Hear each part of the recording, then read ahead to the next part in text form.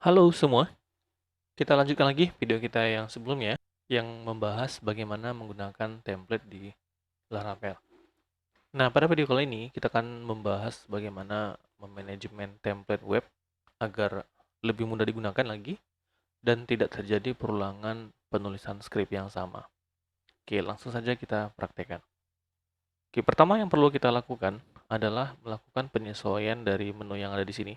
Ya, jadi menu ini kan eh, nggak sesuai. Jadi kita rubah aja dulu menunya. Ya, dan ada beberapa hal yang harus kita hilangkan seperti ini. Ya, ini nggak perlu. Mungkin yang kita butuhkan hanya ini aja untuk profilnya. Oke, kita mulai dari menu, kita rubah. Caranya mudah sekali. Ya, kita cari dari teks yang ada di sini. Ya, pasti akan ditunjukkan di mana skripnya. Misalnya elemen. Ya. Oke, nih UI elemen. Ya, UI dan elemen. Oke, berarti ini kita rubah. Tapi lihat ya, UI elemen ini terdiri dari sub menu, jadi sebenarnya kita nggak butuh ini, ya. Jadi kita hapus saja satu bagian ini. Caranya bagaimana? Caranya nanti kamu collapse aja ya, ini diklik. Jadi ini akan apa ya, memperkecil ya dari bagian ini kan bagian dari kelasnya ini. Jadi kita tutupkan aja semuanya di dalamnya. Jadi ini satu bagian yang tadi kita hapus, gitu. Coba kita tes. Oke, tidak ada lagi kan? Nah, jadi begitu caranya. Kita hapus aja dulu ini semua ya. Dari tabel sampai form. Ini formnya. Oke, ini dihapus. Ya, saya sarankan hati-hati ya. Jangan asal main hapus. Kalau memang terjadi kesalahan, di Ctrl Z aja, dikembaliin.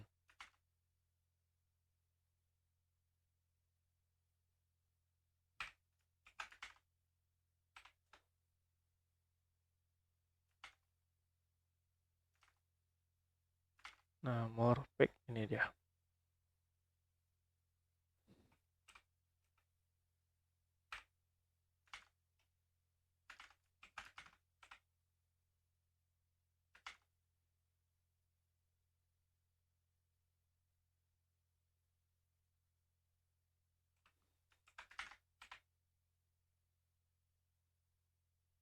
Oke, saya rasa ini aja dulu cukup ya. Kita sesuaikan. Ada home, kemudian sesuai dengan rancangan tabel kita sebelumnya. Ada barang, ya. Kemudian kita mungkin tambahkan satu lagi adalah user. Oke, saya rasa ini udah cukup. Nah, kemudian yang seperti yang saya bilang tadi, ini akan kita hilangkan, ya. Oke, kita cari dari kata ini software update ya. Oke, nah ini dia. Jadi software update. Nah, ini satu kategori dari 4 task. Oke, ini dia. Berarti kita langsung collapse. Oke, ini dihapus. Ada 4-nya. Coba sebentar.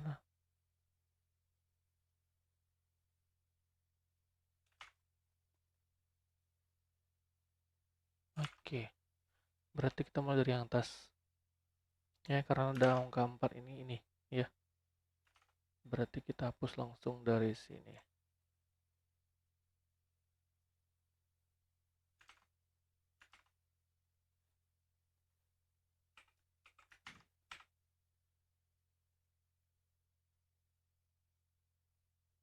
Wow, ada salah. Berarti coba. Oke. Oke, ini berarti ada 2 ya. Yang ini aja dulu dihapus. Dari modalnya ya. Oke, sudah. Kemudian yang ini, yang 8. Kita cek lagi. Berarti dari modal nih. Ya, jadi intinya sih sebenarnya di sini try and error ya. Kamu coba, kalau benar ya berhasil, kalau salah diulang lagi. Begitu aja. Oke, yang 5.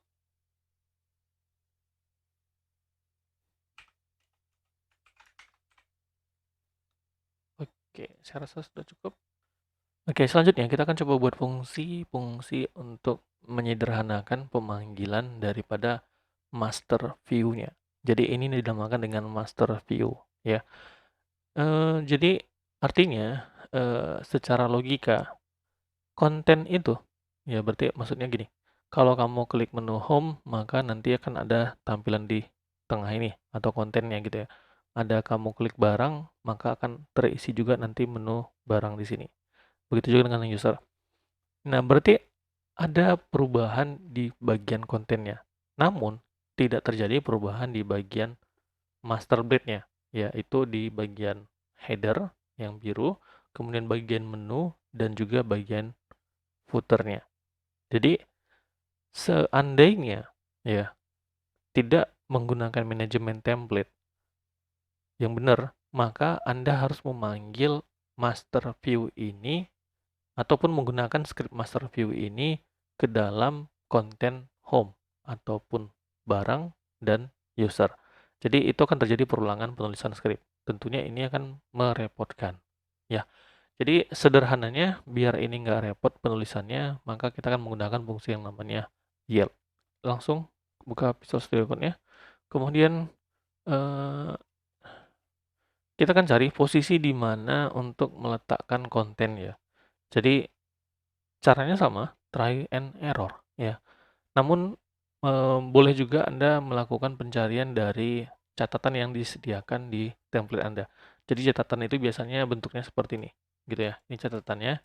Nah, ini ada tulisannya di sini, page content begin, page content ends.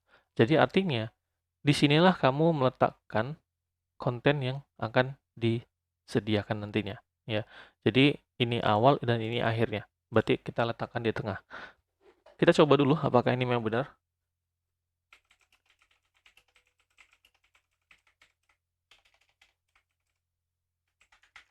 Oke, dari press. Ya, benar. Jadi disinilah nanti kan kita meletakkan fungsi yield.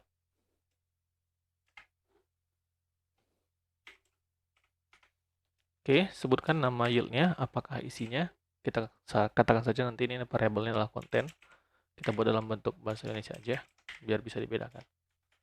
Oke, siap. Nah, jadi untuk master view-nya sudah selesai. Sekarang kita buatkan parallel view yang baru, yaitu barang blade.php.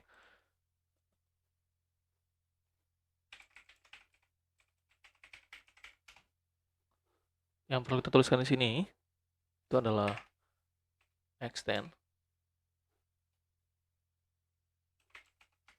Ya, kemudian diikuti dengan nama file master blade-nya, yaitu index.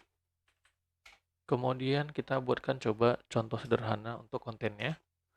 Section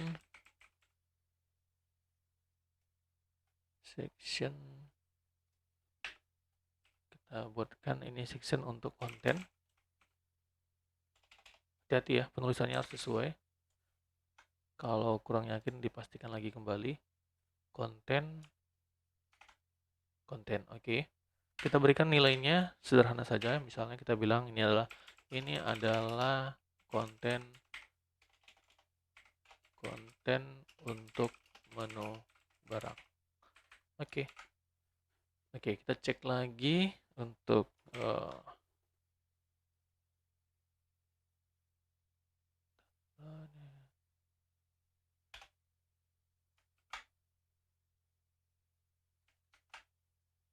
Oke, kita coba buka dulu rootnya, apakah sudah ada menu barang. Oke, belum ya, kita copy aja biar cepat. Barang, itu memanggil view-nya barang. Kita coba dulu. Ini adalah index adminnya, kita coba barang. Oke, tampil. Kita lihat lagi kembali ya. Di sini, di rootnya, dengan URL adalah barang, akan memanggil view dari file barang. Ya, tentunya ini. Nah, namun Di sini kan tidak ada kita menuliskan untuk header, menu, dan sebagainya, tapi kenapa pada saat kita memanggil file barang ada tampilan seperti ini, ya. Nah, kenapa? Karena di sini extend-nya itu memanggil index. Jadi artinya indeks itu akan dimasukkan di sini, ya, sesuai dengan posisinya. Nah, kemudian untuk section content itu akan dimasukkan sesuai dengan posisi yang Anda tentukan di indeks, yaitu di antara, ya, sesuai dengan posisinya lah gitu ya. Begitu.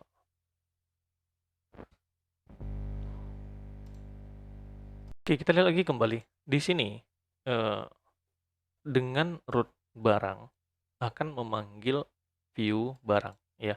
Di mana view barang di sini tidak ada script yang digunakan untuk menampilkan menu, header, ataupun footer. Tapi kenapa waktu kita jalankan ada tampilan seperti itu? Nah, itu karena dari extend-nya berfungsi untuk memanggil master blade-nya. Jadi tinggal disebutkan nama filenya apa, begitu. Oke, untuk section-nya di sini akan memasukkan nilai sesuai dengan apa yang Anda isikan di bagian ini. Ya, jadi penulisan section itu sebenarnya ada dua cara. Boleh dilakukan seperti ini, boleh juga dilakukan seperti ini. Saya contohkan dulu. Ya, saya buat di sini misalnya H1. Ini adalah menu konten. Ini adalah menu untuk barang. Oke. Ya, kita tuliskan end section. End section.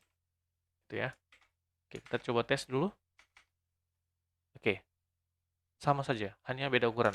Kenapa? Karena saya menggunakan heading H1, itu tulisan yang paling besar. Oke, jadi sebenarnya ada dua cara tadi seperti yang pertama, dan ini adalah cara yang kedua. Ya, jadi ini menyesuaikan kebutuhan. Jika memang eh, isi daripada section konten itu adalah banyak, ya maka cara seperti yang dilakukan. Namun kalau misalnya hanya stringnya sedikit saja, boleh dilakukan cara yang pertama tadi.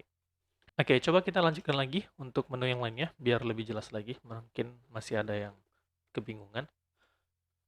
Oke, kita coba hubungkan saja dulu menunya ya, biar agak enak dia. Nah, ini kita panggil saja langsung. Ini adalah barang. Oke, kita coba. Oke, sudah ya. Oke, kemudian ini kita nanti panggil adalah misalnya user. Oke, ini adalah home. Oke, kita akan coba buatkan semuanya. Ya, kita akan coba buatkan di sini ada untuk file home blade.php. Sepertinya ini sudah ada. Kita ganti menjadi rumah ya, atau beranda ya, beranda.blade.php. Kemudian kita buat lagi adalah untuk user blade.php. Save. Nah, kemudian kita buatkan di sini extend ya, tadi adalah index. Kemudian kita buatkan lagi sectionnya, yaitu konten. Oke, kita isikan nilainya di, waduh, ini adalah menu and section. Oke, satu lagi yaitu adalah user extend index section content.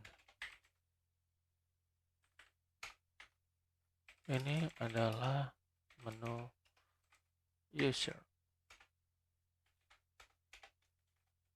and section.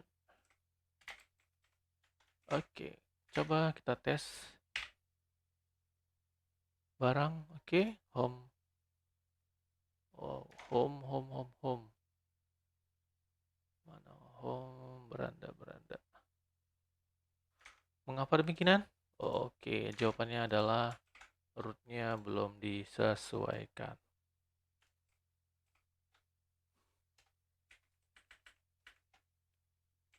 Home function beranda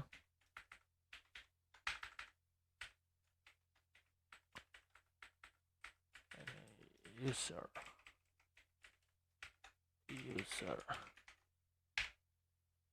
kita coba. Oke, itu saja. Sampai jumpa di video selanjutnya. Terima kasih.